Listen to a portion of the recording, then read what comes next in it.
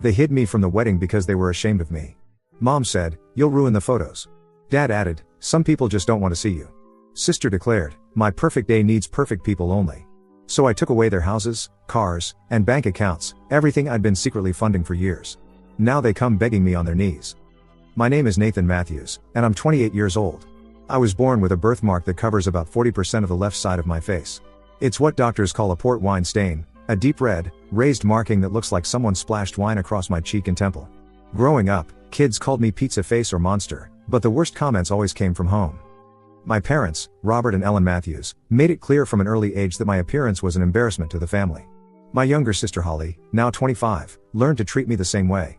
While other families took pride in their children's achievements, mine focused on keeping me hidden whenever possible. But here's the thing nobody knew: I was incredibly good with numbers and technology. While they were busy being ashamed of how I looked, I was building a tech empire from my bedroom. It started in high school when I began trading cryptocurrency and developing apps. By college, I had created 3 successful mobile applications that were generating serious revenue. I graduated with a degree in computer science and a net worth that would have shocked my family, if they had bothered to ask about my life. After college, I founded a fintech company that specialized in automated investment software. Within 2 years, we were acquired by a major bank for $35 million. I kept 60% of the company, which gave me $21 million. Combined with my earlier app earnings and smart cryptocurrency investments, my personal wealth reached $25 million by age 25. But did my family know? Of course not. They were too busy pretending I didn't exist to notice that their disappointing son had become more successful than they could have ever imagined. Here's where the story gets interesting. Despite how they treated me, I still loved them. I know it sounds pathetic, but I kept hoping that one day they'd accept me for who I was. So I started helping them financially, always anonymously. When Dad's construction business was failing in 2019, I bought $200,000 worth of contracts through a shell company and funneled them his way.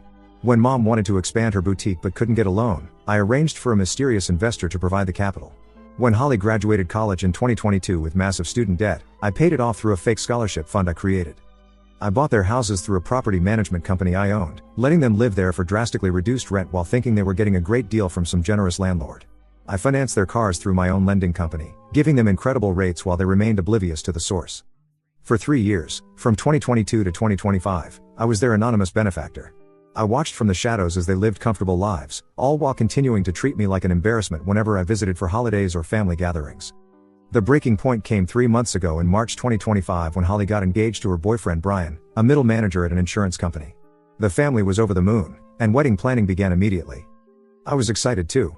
Despite everything, I loved my sister and wanted to be there for her big day. I had even planned to reveal the truth about my success and maybe use it as a way to finally bridge the gap between us.